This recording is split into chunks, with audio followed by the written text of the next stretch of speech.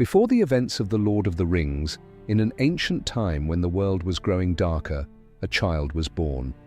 His name was Aragorn, and he was the last heir of an ancient line of kings from Gondor and Arnor. His birth was whispered as a promise of hope in a land where shadows grew ever stronger. Aragorn carried a weighty legacy on his shoulders from his very first breath. His path would lead him through countless hardships, but his heart would remain strong.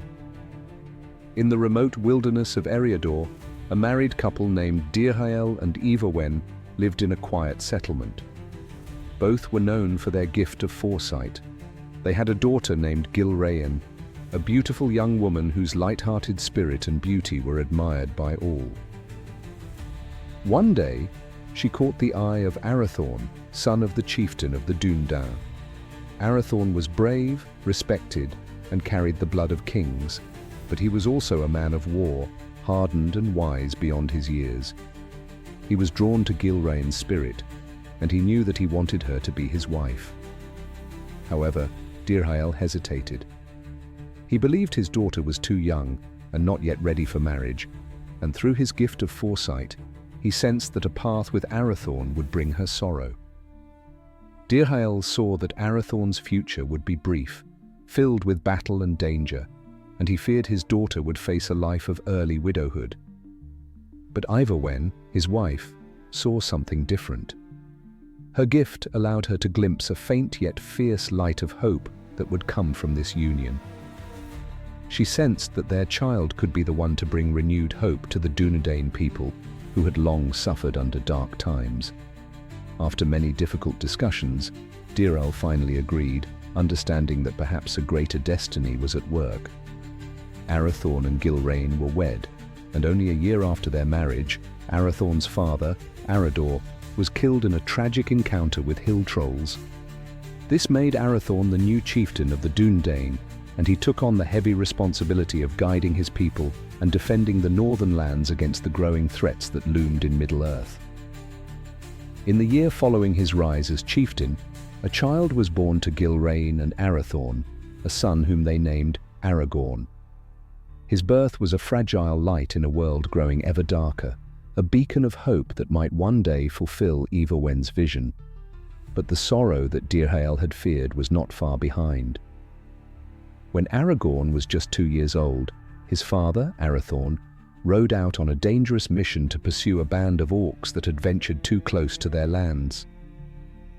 In the skirmish that followed, Arathorn was struck by an arrow that pierced his eye, and he died in battle, leaving Gilraen a widow and Aragorn fatherless.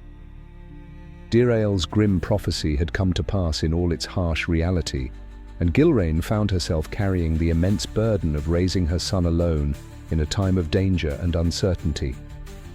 Yet, in her grief, she remembered Eowyn's vision of hope and knew that Aragorn's life was precious, holding the future of their people. Seeking safety and guidance, Gilraen took her son to Rivendell, the hidden valley ruled by Elrond Halfelven, a wise and powerful elf lord who had long been a friend to the Dunedain. Elrond welcomed them with open arms and offered to raise Aragorn in his home, where the child would be safe from the growing dangers of the world. Elrond took on the role of a foster father, guiding Aragorn with kindness and wisdom, nurturing both his mind and spirit. To protect Aragorn's true heritage, Elrond gave him the name Estel, which meant hope in Elvish, and withheld the boy's lineage and destiny until he was ready to bear such knowledge. Under Elrond's care, Estel grew strong and wise, learning from the elves of Rivendell the arts of healing, law, and battle. Elrond taught him about honor, sacrifice, and the importance of courage, while the elven world around him instilled a deep respect for nature and ancient traditions. Though he was unaware of his true lineage, Estel could sense that he was meant for something beyond the ordinary, a destiny that lay beyond the valley of Rivendell. As he grew into young adulthood, Estel formed a close bond with Elladan and Elrohir, the twin sons of Elrond. The twins had their own reasons for hating the dark forces that plagued Middle-earth. Their mother, Celebrian, had once been captured and tortured by orcs on a journey to visit her mother, Galadriel, in Lorien. Although she was rescued, the trauma left deep scars on her spirit, and she eventually left Middle-earth, traveling to the Undying Lands for peace and healing. This loss left Eladan and Elrohir with a fierce and burning hatred for orcs, and they often rode into the wilds to hunt their mother's tormentors. Estel accompanied them on these missions, where he learned the arts of tracking and battle, honing his skills as a ranger. When Estel reached the age of 20, Elrond decided it was time to reveal the truth.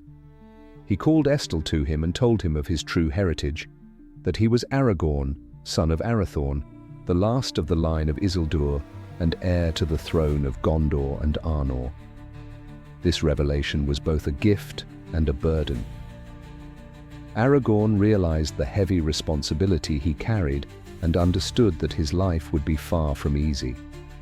But Elrond also presented him with two ancient relics that symbolized his lineage, the Ring of Barahir and the broken sword of Narsil, which Isildur had wielded when he cut the One Ring from Sauron's hand. Aragorn's heart swelled with a mixture of pride and sorrow, for he knew his path would be filled with challenges. Not long after learning the truth, Aragorn was wandering alone in the woods near Rivendell when he encountered a figure that seemed like a vision from a dream. It was Arwen, Elrond's daughter, who had recently returned from Lothlorien. Aragorn was struck by her beauty, which reminded him of the stories of Luthien, the most beautiful of all elves. He sang softly to himself, lost in thought, and as he looked upon Arwen, he felt as if he had glimpsed something eternal.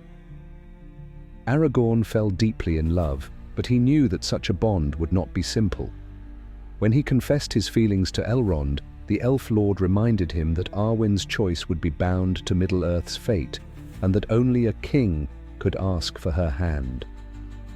Understanding this, Aragorn set out to prove himself, knowing that his destiny was intertwined with the fate of Middle-earth.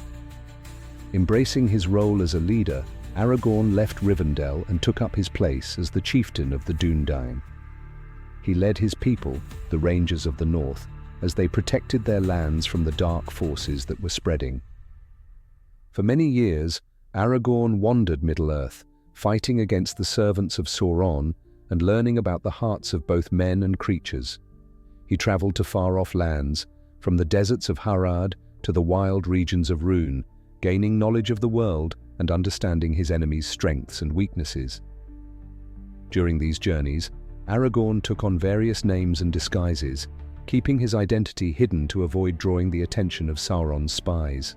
In these years, Aragorn formed a strong bond with Gandalf the Grey, a mysterious and wise wizard who recognized Aragorn's potential and guided him in his fight against darkness. Gandalf became a trusted mentor and friend, and together they worked to protect Middle-earth from the growing threat of Sauron.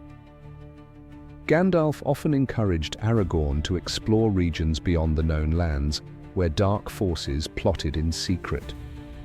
One of Aragorn's greatest achievements during this time was his service under King Thengel of Rohan, and later Steward Ecthelion Duscú of Gondor.